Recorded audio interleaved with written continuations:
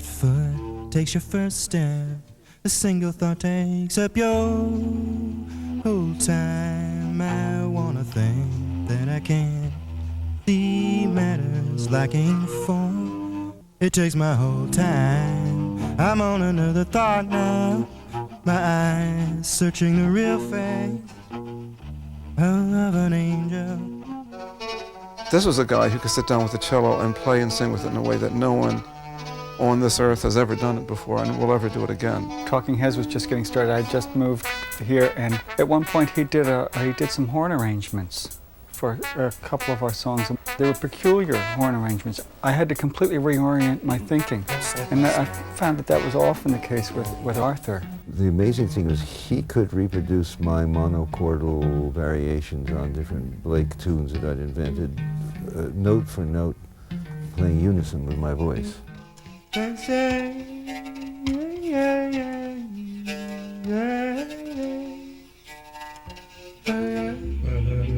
think that Arthur was really interested in the song. See, the thing is that we were always interested in the experimental side of it. I think Arthur was interested in the way he could take the experimental side of it and redirect it into an idiom which he really thought was a pop idiom. He was just driven to make this sort of art dance hit. You know, he figured that there could be a cross-reference between dance music and downtown Soho new music. And he kept saying that he wanted to write Buddhist bubblegum music.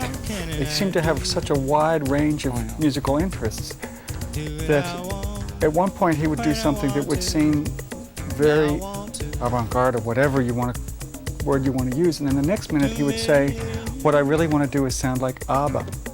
And I would go, this seems somewhat incompatible, and yet after a while you would realize that he was bringing strands of various things together. Lucky cloud in your sky, a little rain, a lot of fun, one, yeah, kissing I go overboard. Often he would sing cello and vocal versions of his dance songs, which was totally intriguing because there's many of his songs that exist in both kind of formats. And he was also interested in the words. He consulted me a lot for phrasing, and I kept saying it should be more detailed.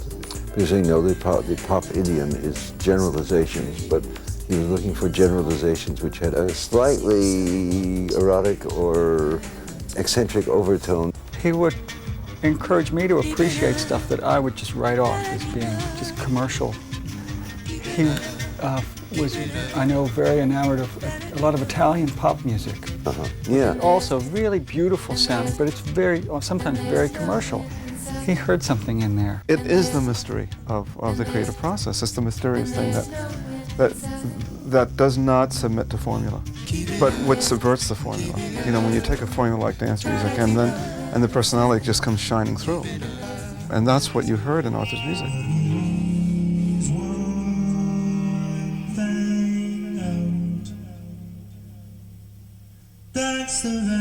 Point cataloged nearly 1,000 tapes, cassettes.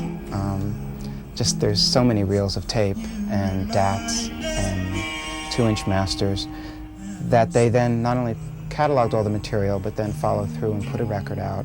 Unfortunately, his life was cut short really before he could put his music out, and I think that's of course part of the devastation about so many people who are dying of AIDS, is that people just, you know, won't hear about all these writers and musicians and dancers and composers that are gonna, or that we're not gonna hear from just because they've gotten this disease and there's no cure for it.